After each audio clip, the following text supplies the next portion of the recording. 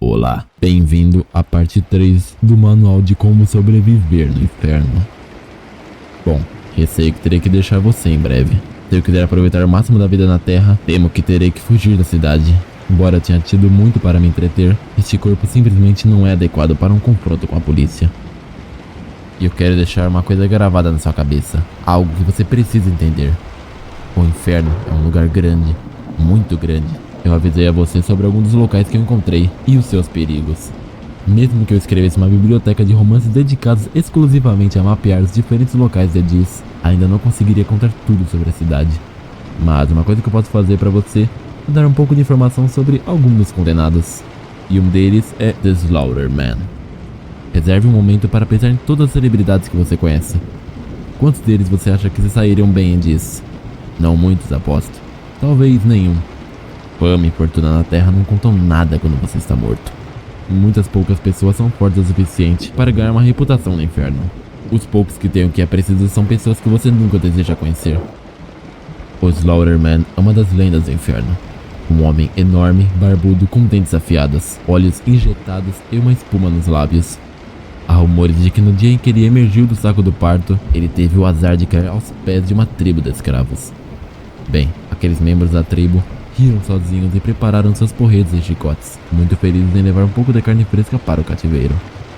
Em desvantagem numérica de 1 para 1, nus, desarmados e novos no inferno, a maioria das pessoas não teria a menor chance.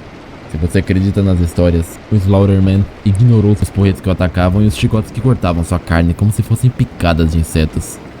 Ele pegou o primeiro traficante de escravos, colocou a mão na boca do homem e arrancou o queixo do crânio. Ele passou para outro, depois para outro, destruindo-os com as próprias mãos, até que os sobreviventes se virassem e fugissem.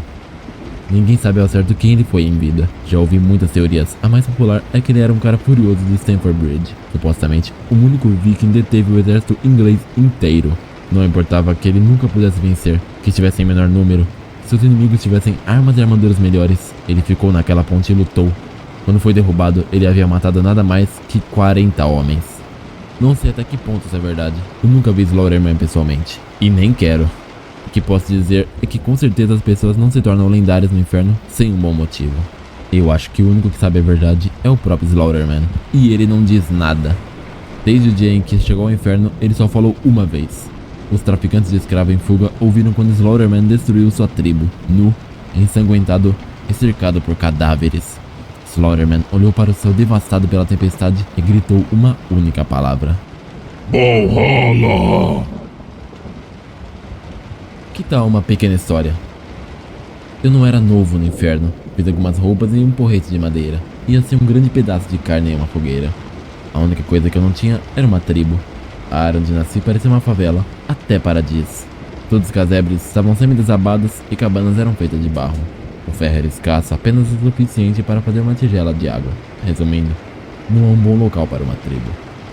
Meu plano era bastante simples. Faria 1 ou 2 facas para o caso de eu perder meu porrete, e depois encontraria um lugar mais ou menos seco para dormir. Depois disso, parti em busca de uma tribo. Mesmo as iniciações tribais mais brandas resultam em algumas cicatrizes e um nariz quebrado. Então eu queria estar o mais descansado possível. Dormir no inferno é vital e perigoso, mas há um jeito de encontrar um local que seja simultaneamente protegido, escondido e com acesso a uma rota de fuga. Mesmo assim, você nunca consegue mais do que algumas horas por vez. No inferno, o menor ruído suspeito deve assustar você. O rosnado baixo e gutural definitivamente conta como um ruído suspeito. Pulei no meu ninho improvisado de peles e madeira, levantei minha clava e devolvi o grunhido com um dos meus. Uma mulher entrou sorrateira no meu esconderijo e estava olhando para mim com as pupilas dilatadas. Ela parecia estar mal, magra, nua e coberta de feridas. Seus lábios se abriram para revelar dentes quebrados e irregulares. Levei um segundo para avaliá-la. Ela estava vivendo uma vida difícil há dias ou semanas. A julgar pelas costelas salientes e pela barriga inchada, ela estava a caminho de morrer de fome.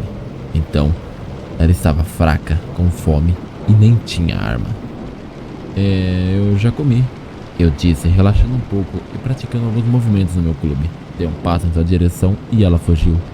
Apenas me virei e saí correndo com um andar estranho e animalesco.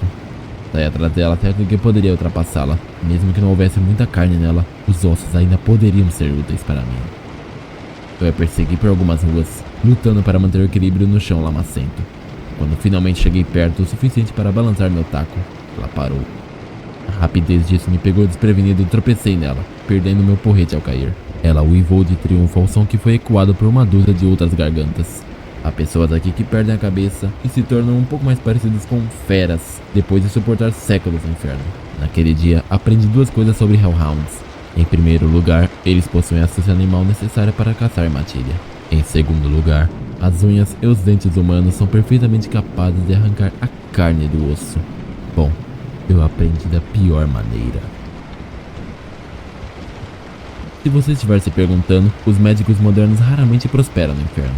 A academia e a dependência da tecnologia não deixam você nas melhores condições para suportar a violência e a brutalidade sem fim.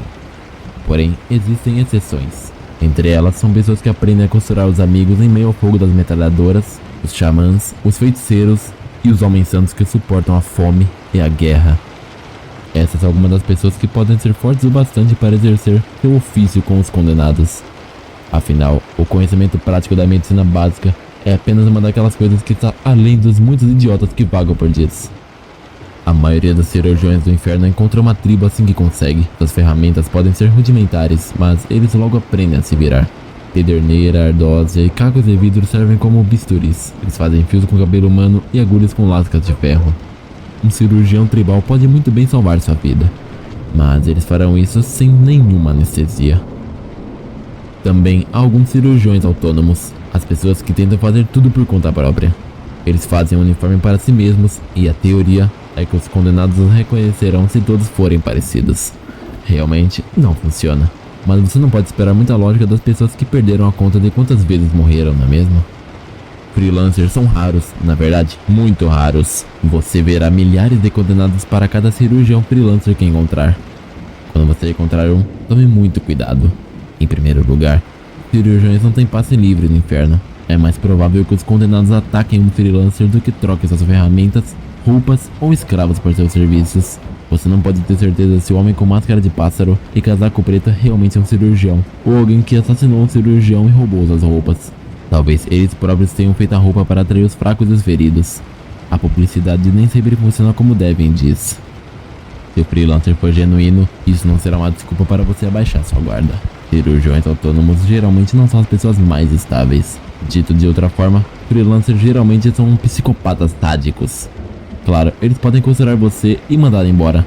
Eles também podem decidir que seria mais interessante se eles costurassem você com outra pessoa.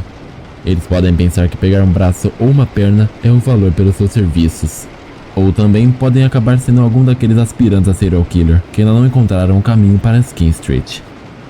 Fique com o cirurgião da sua tribo se tiver sorte em ter um. Caso contrário, aprenda a curar suas próprias feridas. Se você sabe ler, já tem vantagem intelectual sobre muitos residentes no inferno. A educação universal é bastante recente. Freelancers não valem o risco.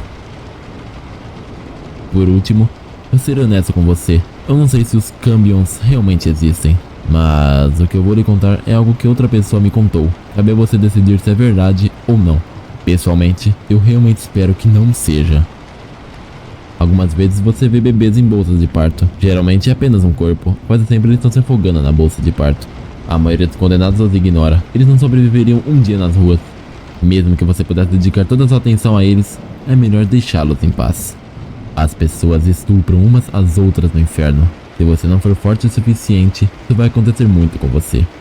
A boa notícia para as mulheres por aí é que os malditos homens disparam balas de festim. Porque se você acreditar nas histórias, há uma chance incrivelmente pequena de que algum desses pequenos nadadores estejam acordados e procurando um ovo. As chances de uma mulher grávida sobreviver aos 9 meses completos no inferno são provavelmente o mesmo nível de trigêmeos siameses improváveis. É igual aquele conto que um macaco que pressiona teclas aleatoriamente em uma máquina de escrever acabará por produzir as obras completas de Shakespeare e continuar fazendo isso por toda a eternidade. E o resultado daquela tempestade perfeita, daqueles macacos com suas máquinas de escrever, é um Cambion. Uma criança concebida e nascida no inferno. Então, esse Cambion que pode ou não ter existido, aparentemente parecia uma criança normal. Chorou, cagou e chupou os peitos da mãe como um bebê normal faria. A mãe fazia parte de uma tribo e eles conseguiram protegê-la durante a gravidez. Quando nasceu, toda a tribo se reuniu para dar uma olhada. Entre eles estava o homem que me contou essa história. Alguém que eu conheceria anos depois e que eu mesmo acabaria o matando. Este homem cortou o cordão umbilical do bebê e o levou até o rosto. Qualquer um daqueles homens poderia ser o pai da criança. Então ele queria ver se a criança se parecia com ele. Camel parecia uma criança normal em todos os sentidos, menos em um. Seus olhos estavam mortos, sem vida, como uma boneca. Ele se contorcia e chorava como um bebê normal, mas aqueles olhos estavam bem abertos, não fechados como os olhos de um recém-nascido deveria estar. Olhos de boneca bem abertos e vazios. Bom, se essa história é verdadeira ou não, eu não sei, mas algo assim não deveria existir. Este é o ponto que as pessoas esperam um final bem impactante. Por exemplo, alguns dragões mortos, algumas donzelas salvas. No mínimo você poderia esperar algum tipo de lição de moral para refletir, não é mesmo? Eu penso que neste caso, esse tipo de coisa está a perder o sentido. Não há dragões para matar, nem moral para aprender. Não vivemos felizes para sempre. Não há grande revelação, nenhuma reviravolta inteligente. Nenhum propósito, nenhuma redenção, nenhuma esperança. Só existe a eternidade de vazio e dor. Bom, adeus por enquanto. A gente se vê daqui a um tempo.